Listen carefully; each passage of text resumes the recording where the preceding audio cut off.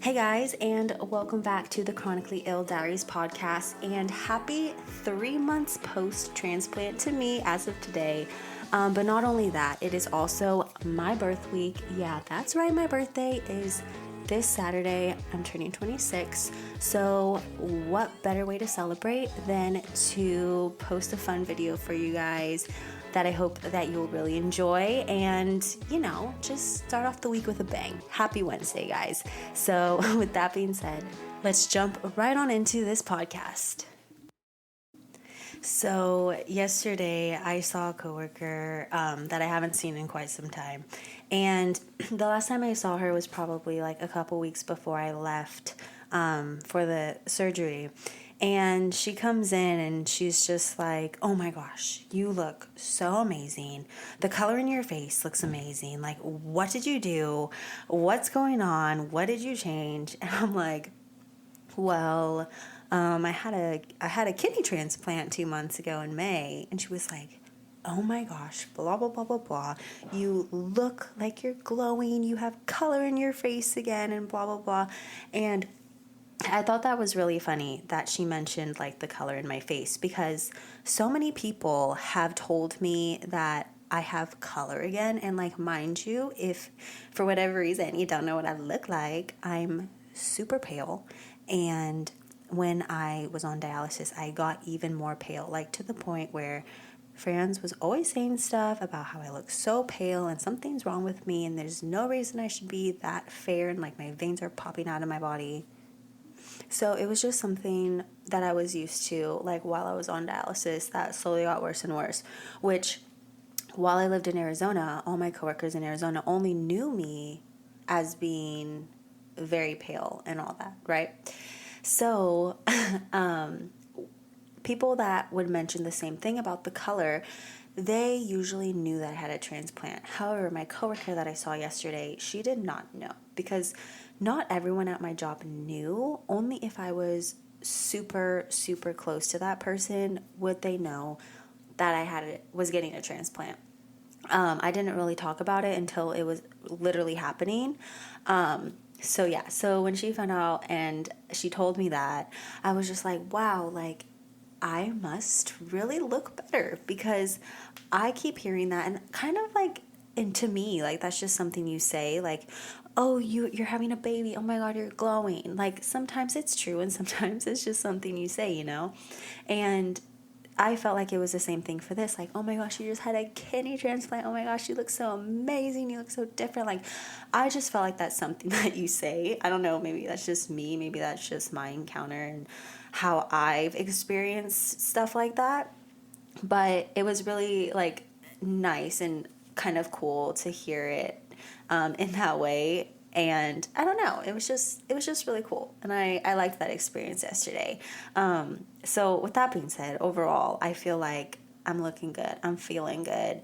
And I don't know if I mentioned this before, but I hired a trainer in July, which, first off, I wanted to say I have been a certified personal trainer since I was 18.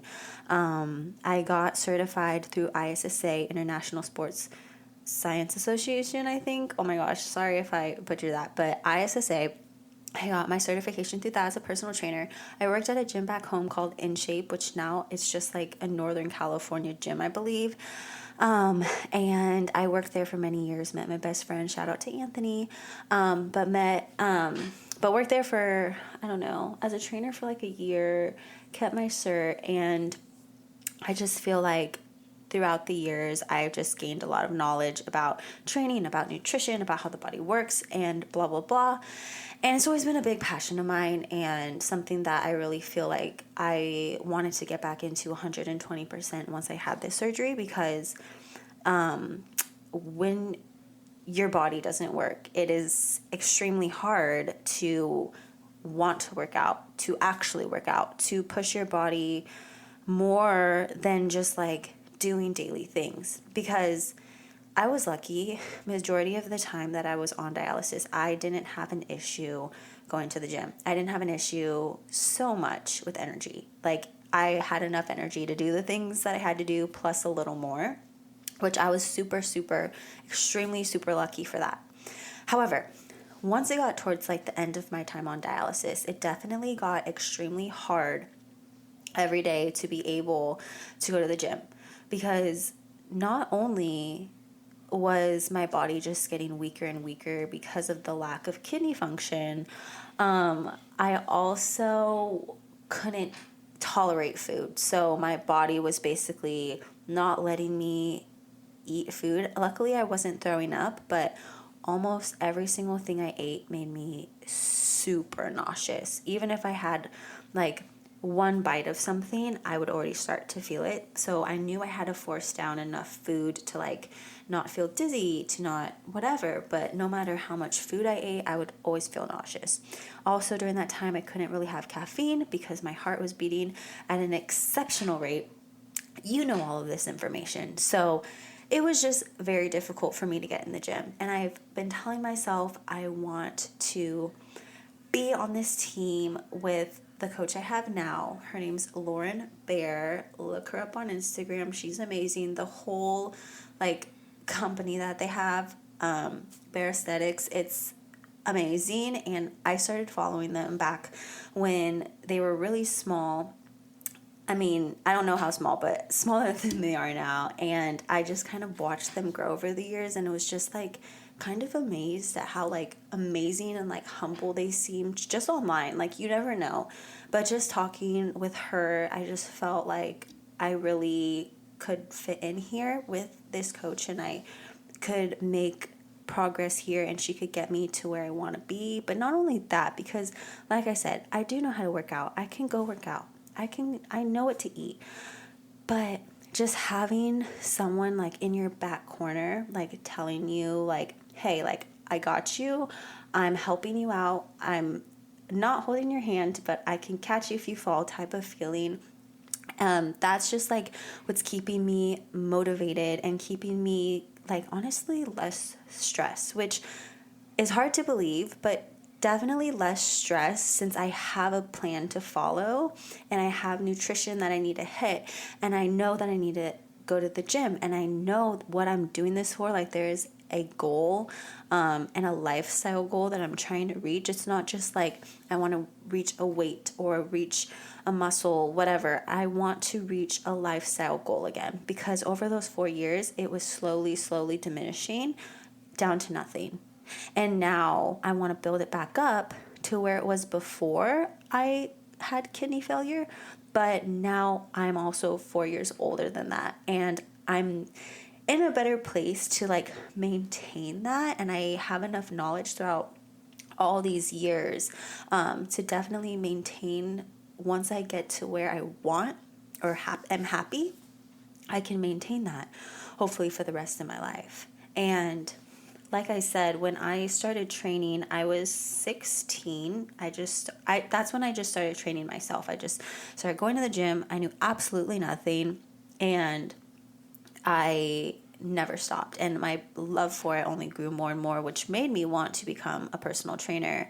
And the love for it just grew more and more and more. And I would love to still be a trainer. Like honestly, I feel like that's like one of my dreams, is to do exactly what my trainer's doing right now, is just have clients that I help and I coach, and a gym where I could be in person and train and coach them there. Like that would be my ultimate goal. I think that would make me so happy. And I'm one of those people where like I feel like I'm not good at a lot of things, but the one thing I feel like I know I'm good at is training. I know I'm good at that. So I don't know. That's just food for thought. But so anyway, long story, freaking long. That's the reason why I hired a trainer, and I'm super happy about it. And so I'm feeling amazing. I'm getting my strength back. I'm getting my body back. I have my appetite back, thankfully. It's all one step at a time. And I'm extremely enjoying all of that. How I mentioned that following this program, having a coach behind me, like holding my ground and everything, I definitely feel like it made me not stressed, but it also helped me get back into a routine. I started working with her basically right when I got back to Arizona, knowing that I have to get get back to work. I wasn't working for 2 months. I had to get back to, like, I'm about to go back to school. Just like many things that I kind of like forgot about, technically, like I didn't have to work anymore. I could do whatever I want. I could stay up any hours of the night, sleep in as late as I wanted to. I didn't have to do things during the day if I didn't want to, although I always had things to do. But it definitely just like kind of set me up for this routine. So like when I come home from work, I'm not just like lounging around doing nothing. Like I come home from work and I know, okay, this is the time I eat. This is the time I go to the gym. This is the time I do this. This is the time I do that. Like it helped me think and want to set up a routine for myself. Otherwise, I'd be like, okay, I can wake up at this time, go to work, come home, and then we'll just see what happens, And on the days when I actually have to get things done, who knows if those things will get done, because I'm not in a routine mindset again, because I definitely wasn't for those 2 months. And just having that to back me up and put me back into that routine mindset, it didn't just help me with, going to the gym, eating the things I'm supposed to be eating. No. It put me just in that mindset where it's like, hey, I know I have to do this, I know I have to do that, and I know that it's going to get done. Again, I'll say that I do feel very lucky because although kidney transplants are super common, and I don't know, people don't give kidney transplant patients as much grace in recovery as they would, like, I don't know, a heart or something crazy, like at the end of the day, the doctors put someone else's living organ inside of me into a position where kidneys don't belong, attached it to other parts of me, and like just expect me to hop back into normal life after 2 months. And luckily I was able to do that after the 2 months. Sooner than that, but technically after the 2 months, I was ready to go back to work. I was ready to just go back to the gym. I was ready to just live my life again, exactly how I want to live it. But the thing is, that's not technically what happens to everyone. And a lot of times, going back home and expecting to go back to work, expecting to just pick up on your duties, say if I had kids at home and I came back home and I had to just go back to life of caring for those babies, and I didn't get some break, or I still felt super fatigued or just not myself yet, like, one, I'm lucky I didn't have those types of obligations. If I really needed to, I could just come home from work and go to bed right away. But luckily, I was able to come home and create that safe space, that routine for myself, and jump right on into it like full force. And that's something I feel like younger dialysis patients, or younger and older like chronically ill patients, like they crave routine that's up to their standards, because everyone who's chronically ill has a routine. It's a medical routine, and it usually sucks, and you usually don't have the fucking energy to get that shit done. I know that was me. You don't know how many times I would have, I'm a writer. Like I always have to write lists of like shit I need to do. I won't put it in my phone. Like, that's just not me. I have to physically write it out, and I would look at my lists and I would just be like, fuck, like there's no way this is getting done. And I'd have 10 things to do, let's say, and I could get like 2 or 3 things done and then cry about not getting the rest done because I'm pissed at myself. Now I'm able to get those 10 things done, and it feels like such an accomplishment. Like, oh my gosh, I did the laundry, I washed the dishes, I cooked some food, I went to the store. Like, I feel so much more accomplished, because that was something I have not been able to do for so long. Like, get all these things done. I would be like, okay, I can go to these stores and put it away, but there's no way that I'm going to be able to cook it too. So for me, I'm just trying to see everything as little wins, thinking about it in the mindset of, hey, like, even though maybe I didn't get to do everything I wanted to do done, like, I'm happy that I at least did one more thing than I could have been able to do before, you know? Not everyone's lucky enough to just feel like 90%. Most people might still feel 50% or might feel 40% or 60%. Like, you'll never know how you're going to feel after a surgery, and it really doesn't matter on age. Because you could be 50 and you feel great, or you're 50 and you feel like shit, or you're 20 and you feel like shit. Like, you really don't know what's going to happen, but luckily age did play a factor in helping me bounce back a little quicker. However, like I've said 20 million times so far today, that's not always the case. So after rambling for literally the past like 20 minutes so far, the moral of all that talk, all of that, was to say, once you get your transplant, or say you don't even got kidney stuff going on with you, all you have going on is you have a chronic illness, or you don't even have a chronic illness and you just feel overwhelmed and you have hella shit to do, my advice for you would be, one, sit down and think about all the things that you're stressed about, that you do on the daily, that you do on the weekly, the monthly, and kind of list out the important things that have to be done or else. And then think about the things that are important, but they don't have like a time limit, a time frame or whatnot, and so on with the other things. And when you have your list of things you have to do per week, per month, whatever it is, just know that you being able to check off 1, 2, 3 things, that you're able to get up and do one extra thing that day. Push yourself a little harder. Maybe even, like I said, write out a full routine for that day. If you have multiple things you have to do every day, those are the important things. Write out a routine, a daily routine, a weekly routine, a monthly routine. And yes, it won't be easy right away, but eventually it'll start becoming just second nature to you. You won't even have to think about it or look at your list that you created for yourself. And you will definitely fall into that routine mindset without even realizing that you did it, simply by writing your list of most important, second important, and so on. And that's kind of like how it started for me. I wrote down like the times of things I was going to do throughout the day, literally down to wake up at this time, take my medicine at this time, eat at this time. It's not healthy to focus on like eat at a certain time, go to the bathroom at a certain time. No.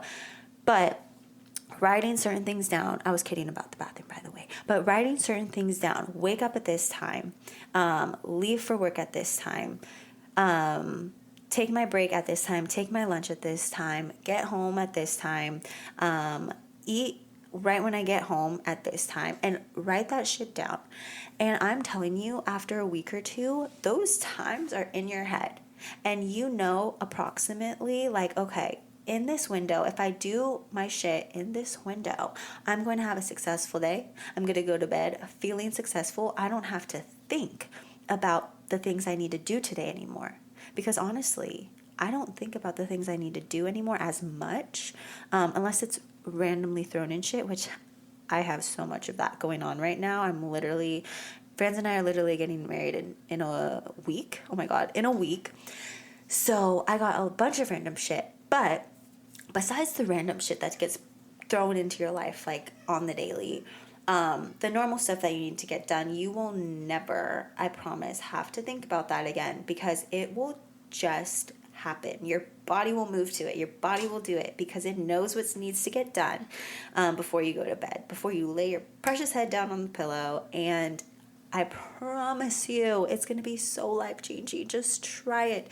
Just try it and get into that routine mindset, and I promise it's going to be so good, because I'm telling you, I'm getting married in a week, and I have a list and a list and a list of things that still need to get done, and it's so stressful. Like, You don't know how many times I've cried over this because I'm so stressed out.